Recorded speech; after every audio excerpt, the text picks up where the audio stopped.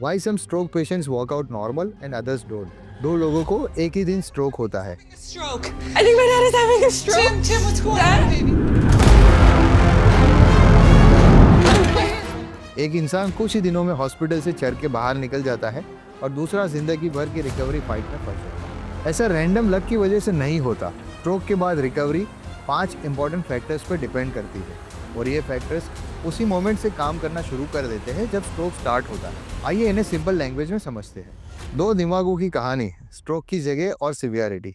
सबसे पहले तो ये समझना जरूरी है कि हर स्ट्रोक सेम नहीं होता। सबसे ज्यादा फर्क तो इस बात से पड़ता है कि स्ट्रोक ब्रेन के कौन से पार्ट में हुआ है और कितना बड़ा हुआ है।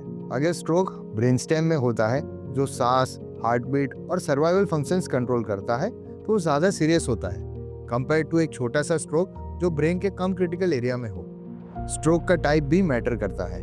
ज्यादातर स्ट्रोक्स इस्चेमिक होते हैं, मतलब क्लॉट की वजह से। हेमरेजिक स्ट्रोक ब्लीडिंग की वजह से होते हैं, जो ट्रीट करना थोड़ा कॉम्प्लेक्स होता है, लेकिन सही ट्रीटमेंट और केयर से अच्छी रिकवरी भी पॉसिबल होती है। दूसरा और बहुत ही इंपॉर्टेंट फैक्टर है टाइम। इस्चेमिक स्ट्रोक में क्लॉट तोड़ने वाली मेडिसिन सबसे ज्यादा इफेक्टिव होती है पहले 4.5 घंटे में, और अगर क्लॉट बड़ा हो तो मैकेनिकल थ्रोम्बेक्टोमी जैसा प्रोसीजर 24 घंटे तक भी काम कर सकते हैं। इसके बाद रिहैब का रोल शुरू होता है। जैसे ही पेशेंट मेडिकली स्टेबल होता है, फिजियोथेरेपी और रिहैब थेरेपी स्टार्ट कर देना बहुत जरूरी होता है। अर्ली और फोकस थेरेपी से रिकवरी का स्कोप काफी बढ़ जाता है। अगर रिहैब में डिले हो जाए तो रिकवरी का प्रोसेस काफी टफ हो जाता है। तीसरा फैक्टर है ब्रेन की एक स्पेशल पावर, जिसे न्यूरोप्लास्टिसिटी कहते हैं। ये ब्रेन की खुद को दोबारा रीवायर करने की एबिलिटी होता है। स्ट्रोक के बाद एक क्रिटिकल हीलिंग विंडो होती है जो सबसे ज्यादा पहले 3 महीनों में एक्टिव होती है। इस फेज में अगर इंटेंसिव और रिपीटेटिव थेरेपी दी जाए तो ब्रेन डैमेज एरियाज के अराउंड न्यू पाथवेज बनाना शुरू कर देता है। अच्छी बात यह है कि ब्रेन की इंप्रूव करने की एबिलिटी सिर्फ कुछ महीनों तक ही लिमिटेड नहीं होती। ये प्रोसेस सालों तक चलता रहता है। चौथा फैक्टर पेशेंट की हेल्थ से रिलेटेड होता है।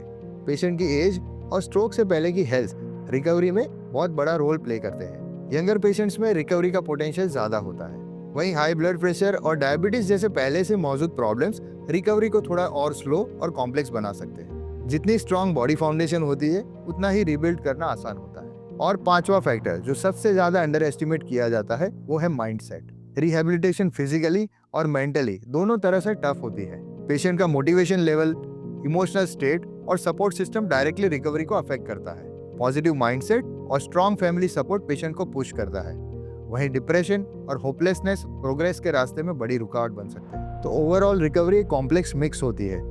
स्ट्रोक की जगह और साइज, कितनी जल्दी ट्रीटमेंट मिला, पेशेंट की पहले की हेल्थ, उसका विल पावर, सब मिलकर रिजल्ट और आउटकम डिसाइड करते हैं। हर चीज तो हमारे कंट्रोल में नहीं होती, लेकिन हम फिर भी काफी ज्यादा चीजों पे एक्ट कर सकते हैं। Probably nothing.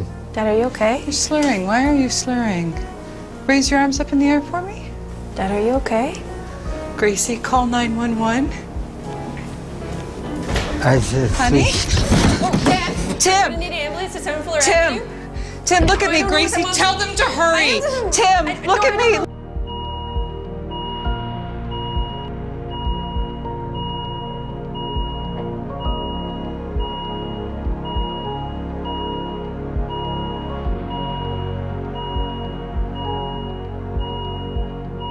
जल्दी एक्शन लेना सब कुछ चेंज कर सकता है, और सबसे होपफुल बात यह है कि ब्रेन हील करना चाहता है। सही एफर्ट, सही टाइम और सही सपोर्ट के साथ रिमार्केबल रिकवरी हमेशा पॉसिबल होती है। अगर ये टॉपिक आपको रिलेटेबल लगा तो कमेंट्स में अपना एक्सपीरियंस जरूर शेयर कीजिए। आपकी रिकवरी स्टोरी किसी और के लिए होप बन सकती है। और स्ट्रोक के लाइफ सेविंग साइंस याद रखने के लिए फास्ट को हमेशा याद रखिए। Face drooping, arm weakness, speech difficulty and time to call for help. देखने के लिए धन्यवाद।